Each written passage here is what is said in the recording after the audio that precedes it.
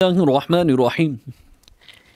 इमाम मालिक ने नबी करीम सल्लल्लाहु अलैहि वसल्लम के अदब की इंतहा कर दी है।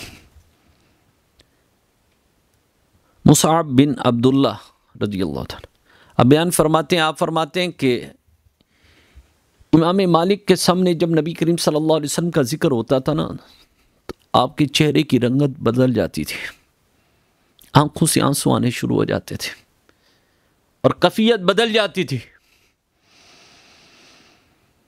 आपके साथ जो बैठने वाले हजरात हैं वो देखकर कहते थे ये क्यों होता है, आपको आपके चेहरे की रंगत बदल जाती है, आंखों से आंसू, कैफियत बदल जाती है, इसकी हिकमत क्या है?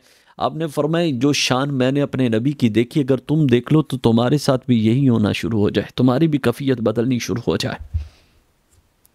यहां तक अदब की इंतहा कि आपने एक बांदी रखी हुई थी जो दरवाजे पर कोई भी शख्स आता और आकर आपका पूछता तो आप कहते कि अगर किसी ने कोई शरई मसला पूछना हो तो मुझे बता देना, अगर किसी ने कोई हदीस पूछनी हो तो फिर भी बता देना।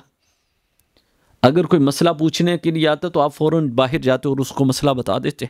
अगर कोई हदीस पूछने के लिए आता तो अदब की इंतहा दे के आप इसी तरह नहीं चले जाते थे, जाकर हदीस बयान कर देते या बता देते ना, पहले जाकर गुस्ल करते, फिर नेक कपड़े पहनते, फिर खुशबू लगाते, फिर 2 रकात नमाज नवाफिल अदा करते, फिर आकर बादब बैठकर नबी करीम सल्लल्लाहु अलैहि वसल्लम की हदीस उसे बताते।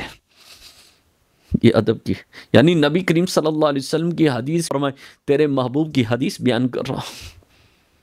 और एक दफा तो इंतहा हो गई कि आप एक मजलिस के अंदर बैठकर हदीस बयान फरमा रहे थे, एक बिच्छू ने पे डंग मारे, यानी 16 डंग लगे आपको, आपके चेहरे की रंगत तब्दील हो गई और उस कैफियत की वजह से आंखों से आंसू भी आ गए, लेकिन आपने करवट नहीं बदली। क्यों? नबी की हदीस बयान कर रहा हूं।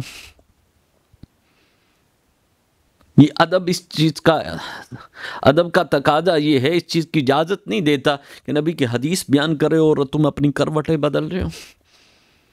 ठीक है ना? उसी तरह उसी हालत में बैठकर डंग तो बर्दाश्त कर दिए, लेकिन ये नहीं कि हदीस बयान करते हुए अपनी करवटें बदली। नबी की बारगाह के अंदर नबी की हदीस का इतना अदब, नबी की बारगाह